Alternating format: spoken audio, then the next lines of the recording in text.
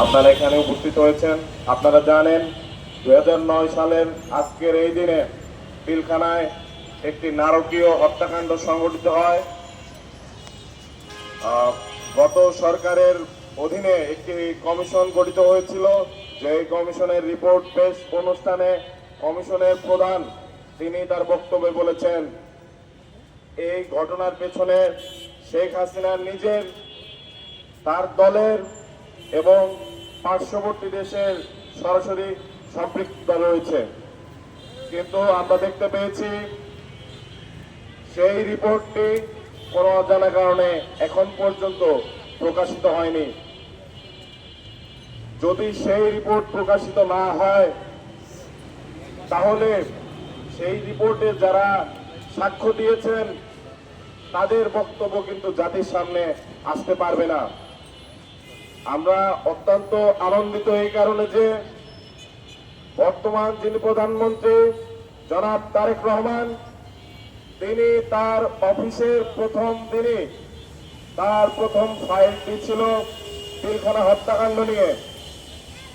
কিন্তু এর পাশাপাশি আমাদের একটি বিষয় মনে রাখতে হবে, যদি পূর্ববর্তী কমিশন এর রিপোর্ট জনসম্মুখে না আনা হয় এবং আরেকটি কমিশন গঠন করে বিচার প্রক্রিয়াকে দীর্ঘ করা হয়, তাহলে এখনো যারা অন্যায়ভাবে জেলের ভেতরে আছেন তাদের অনেককেই হয়তো আমরা আর আমাদের মাঝে পাবো না।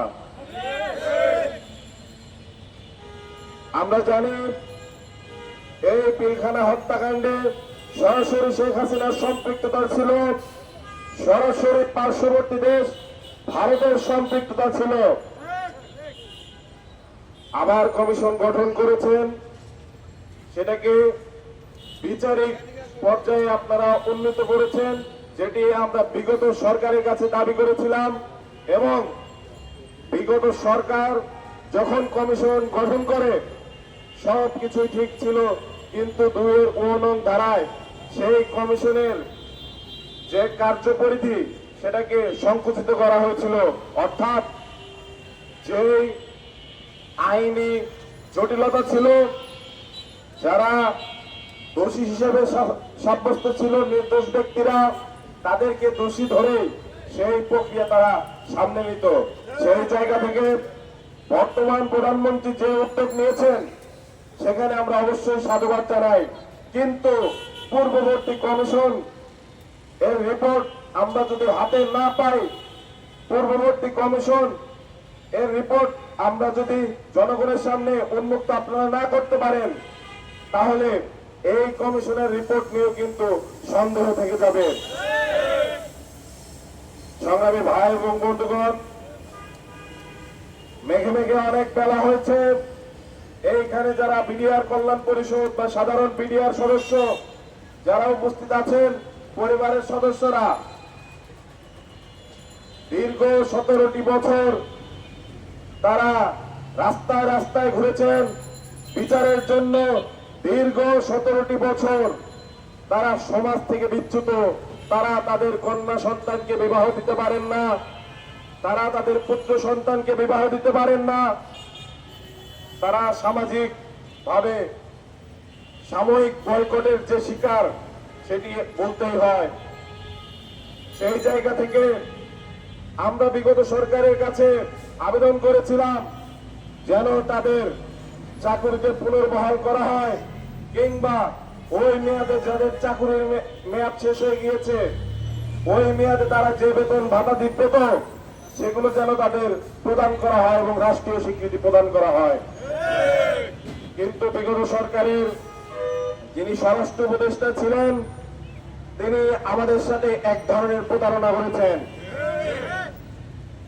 তিনি তার জায়গা থেকে কোন স্পষ্ট বক্তব্য আমাদের সামনে দেননি। বিভিন্ন সময়ে তার কাছে গেলে তিনি দেখছি দেখব করে কালক্ষেপণ করেছেন এবং শেষ পর্যন্ত আমরা দেখতে পেলাম তার অধীনে যে রিপোর্ট সেটিও তিনি পাবলিশ করলেন না। তো বর্তমান নির্বাচিত সরকারের কাছে আমাদের এই অনুরোধ থাকবে, তারা বিগত সরকারের আমলে যেই কমিশন গঠন করা হয়েছিল সেই কমিশনের রিপোর্ট জনসম্মুখে উপস্থাপন করবেন। সেখানে যদি কোনো ভুল থাকে, সেখানে যদি নিরপেক্ষতা না থাকে, তাহলে আপনারা নতুন কমিশনের তারা আপনারা স্বাধীনভাবে আবার তদন্ত করবেন, আমাদের কোনো আপত্তি থাকবে না। আর যদি পূর্ববর্তী রিপোর্টকে একেবারে বাতিল করে আবার নতুন করে কমিশন গঠন করে আবার বিচার প্রক্রিয়ার দিকে যান, সেক্ষেত্রে আমাদের মনে সন্দেহের উদ্রেক করে। কেননা বিগত যে কমিশনের রিপোর্ট প্রকাশ অনুষ্ঠানে কিন্তু আমরা স্পষ্ট শুনতে পেয়েছি, সেখানে শেখ হাসিনার নাম এসেছে, সেখানে পার্শ্ববর্তী দেশের গোয়েন্দা সংস্থার নাম এসেছে, এবং শেখ হাসিনার যে রাজনৈতিক দল ফ্যাসিস্ট আওয়ামী লীগ তার নাম এসেছে। যদি এখানে কোনো একটি শক্তিকেও বাতিল করার চেষ্টা চলে, তাহলে বিডিআর কল্যাণ পরিষদ শুধু নয়, সারা বাংলাদেশের ছাত্র জনতা আবারও মাঠে থাকবে ইনশাল্লাহ। কিন্তু আমরা মাঠে থাকতে চাই না, আমরা আপনার উপর আশ্বস্ত থাকতে চাই এবং